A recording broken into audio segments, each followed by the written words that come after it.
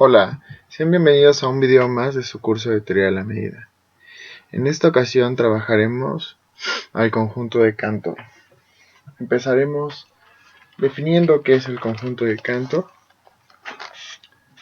de una forma formal y luego veremos cómo podemos hacernos una idea en una forma informal.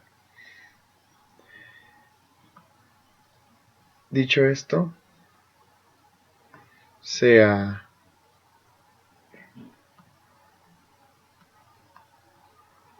C0 igual al conjunto 0,1 cerrado. Luego definiremos los conjuntos de esta forma.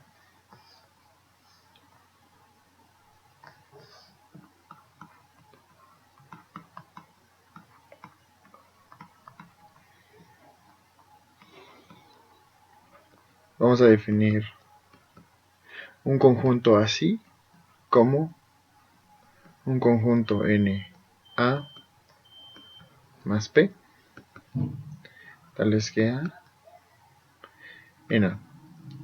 Es decir, vamos a simplificar, vamos a decir de una forma más simplificada, cómo es trasladar un conjunto y compactificar o alargar un conjunto, ¿no? Por ejemplo, el intervalo 0,1, si lo multiplicáramos por n y le sumáramos p, entonces sería el conjunto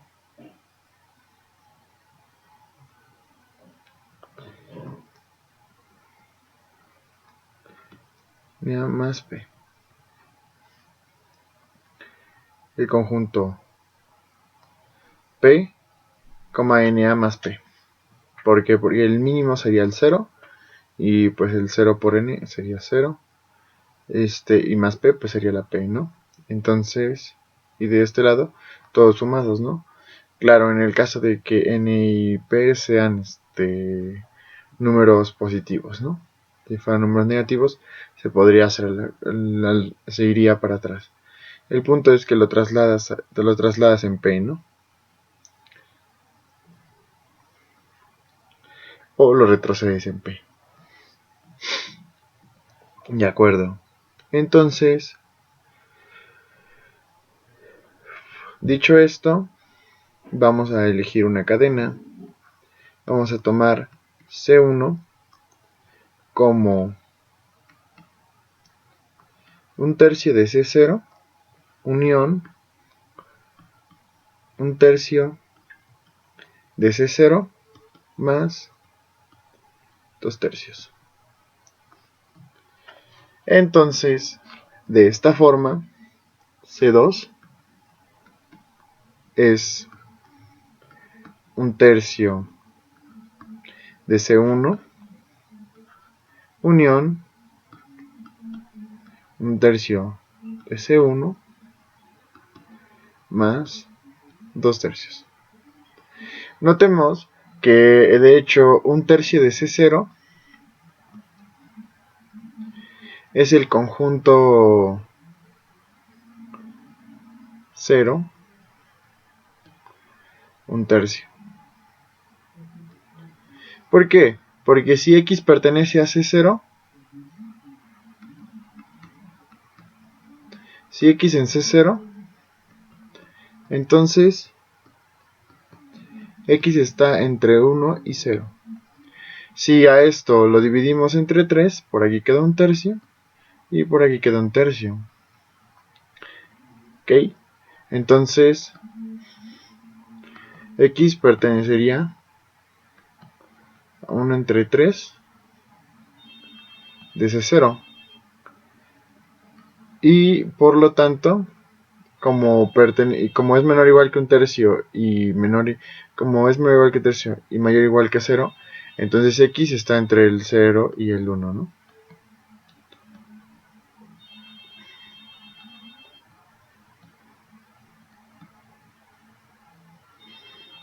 ¿No? Y aquí este número, el Y,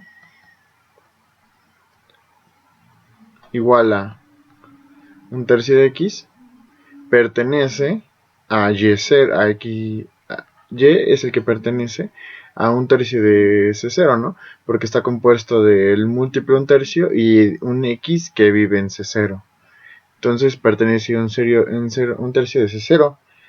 Pero la Y al mismo tiempo, al ser menor o igual que un tercio, también Y pertenece al ser un tercio, ¿no?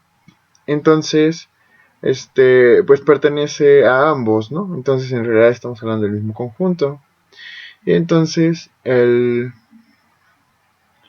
este lado pues sería análogamente. Si este es el 1/3 y lo desplazo en 2/3, pues entonces acá tenemos el 1, ¿no? Lo está desplazando el 1/3. Si aquí le ponemos el 1, que es el máximo al que puede llegar a ser 0, es 1/3 más 2/3 es 3. Y el mínimo es el 0, es 1/3. El 0 por 1/3 es 0, entonces solo queda sumado los 2/3. Entonces es lo que les decía hace ratito con esta forma en la que se amplían, ¿no? De esta forma, como aquí estamos, recordemos que el C1 ya es una partición de dos conjuntos. Entonces aquí estaríamos hablando de más conjuntos, ¿no? Estaríamos hablando de, por ejemplo, el 1/3 sería el C de 1 de 1/3. Sería volver a multiplicar por 1/3 cada uno de estos, ¿no? Entonces, que saldría quedando el 0, 1/9, unión 2/9, 1/3. Eso por este lado. Y por este lado serían los mismos conjuntos sumándoles 2/3. Si al le sumamos 2/3, se queda como 2/3. Si al 1/9 le sumamos 2/3, se queda como 5/9.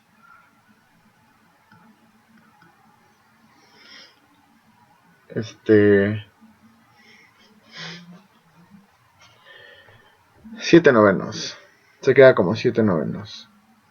Y el unión, y después, si al 2/9 le sumamos 6/9, que son 2/3, entonces queda como 8/9. Y de este lado, si al 1/3 le sumamos 2/3, pues ya queda el 1. Entonces, se hicieron, en lugar de dos conjuntos, se hicieron 4. Y así sucesivamente es como se van a ir haciendo los conjuntos. Bueno, pues la construcción de todos estos conjuntos es lo que van a hacer el conjunto de Cantor. Entonces, para seguir con la recursividad, vamos a anotar lo que sigue. Vamos a tener que CK es igual a 1/3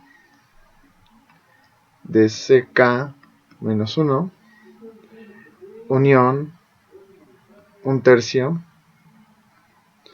de CK menos 1 más 2/3. Entonces la unión de estos dos conjuntos es el CK, ¿no? Eso para cada K. De esta forma vamos a tener una primera prueba. Vamos a probar que ocurre esto. Vamos a demostrar que CK más 1 se quedará contenido en CK. Vamos a demostrarlo por inducción.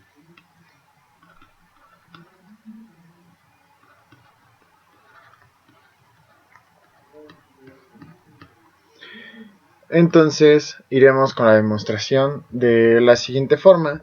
Será bastante sencillo notarlo, ya que pues para el caso n igual a 1, n igual a 0, perdón, porque empezamos desde el C0.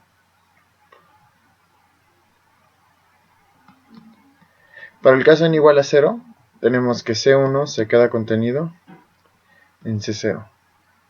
Y pues ya, palomita, ¿verdad? Porque ese 0 es el intervalo 0, 1. Y el 0, 1 es el 0, 1 tercio, coma, 2 tercios, 1. Entonces la unión de dos conjuntos dentro de este conjunto, entonces ya quedó. Es claro, ¿ok? Le voy a poner es claro, pero sabemos por qué, a qué me refiero con que es claro. Entonces, pues supongamos que CK se queda contenido en CK menos 1. Entonces, estamos suponiendo que se cumple para el kdécimo conjunto. Y ahora vamos a demostrar que se cumple para el K más 1, ¿no? Así tomamos, o sea, X en CK más 1. Entonces, X pertenece a 1/3 de CK, unión 1/3 de CK más 2/3. Entonces, ya que tenemos lo siguiente, entonces X es igual a 1/3 de Y, o X es igual a, bueno, lo pondremos abajo.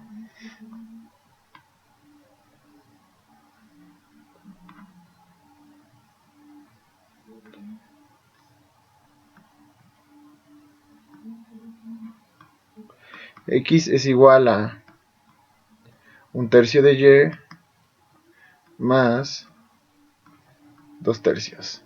Entonces, como tenemos estas dos opciones, 2/3 que sea igual a este o este, con Y, eso es muy importante. Como pertenece a la unión de estos, entonces Y está en CK. Entonces tenemos lo que sigue. Por hipótesis. Por hipótesis, tenemos que Y, bueno, esta no es la hipótesis, pero la hipótesis es esta. Se queda contenido en el CK-1, ¿no? Entonces, pues, pues tenemos que X es igual a 1/3 de Y, o X es igual a 1/3 de Y más 2/3. De esta forma tenemos que Y, por esta afirmación anterior, tenemos que Y en CK-1. Entonces, como pertenece a este y pertenece a este, pues pertenece a la unión, ¿no?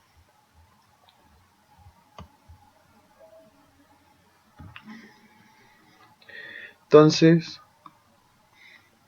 Y pertenece, entonces X pertenece a 1/3 de CK-1, unión 1/3 de CK-1 más 2/3.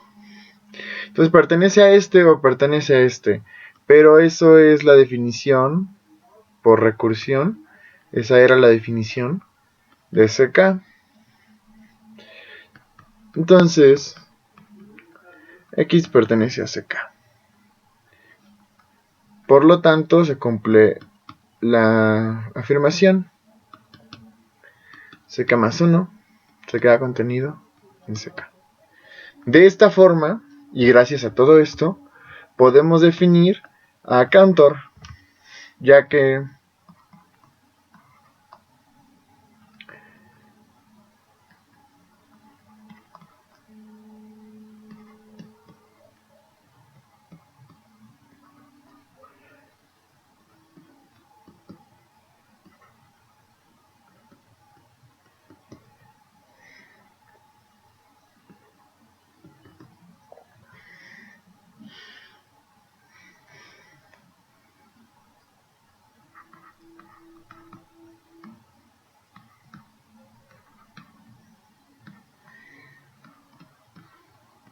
Así definimos el conjunto de Cantor como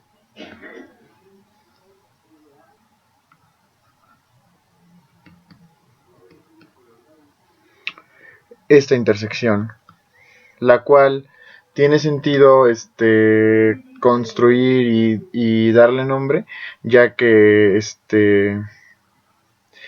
como el conjunto, ya que como la asociación de conjuntos es decreciente, pues esta cosa converge algún conjunto, ¿no?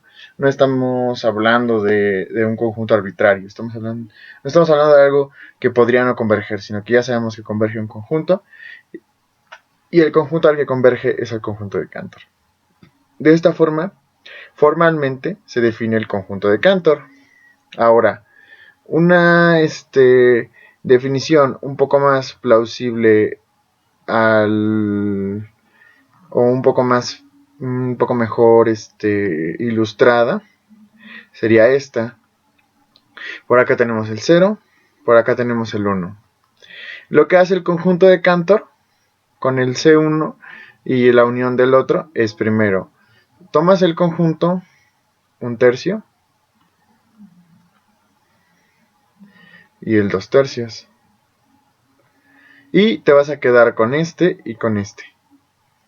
Te quedas con este y te quedas con este. Ahora, lo vuelves a partir en 3. Y este de acá también lo partes en 3.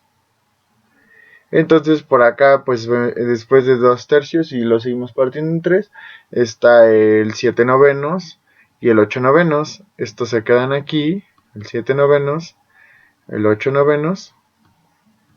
Y ya me quedé con el 2 tercios y con el 1. Y ya me quedé con el 1 tercio y con el 0.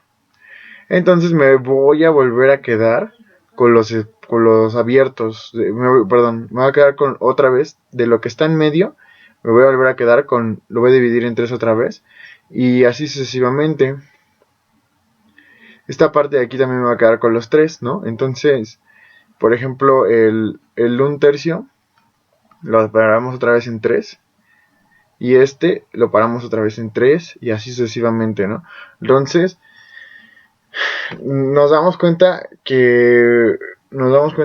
luego, pues que nos quedamos con los extremos y volvemos a partir en 3 cada extremo. Partimos en 3 cada extremo y así sucesivamente, ¿no?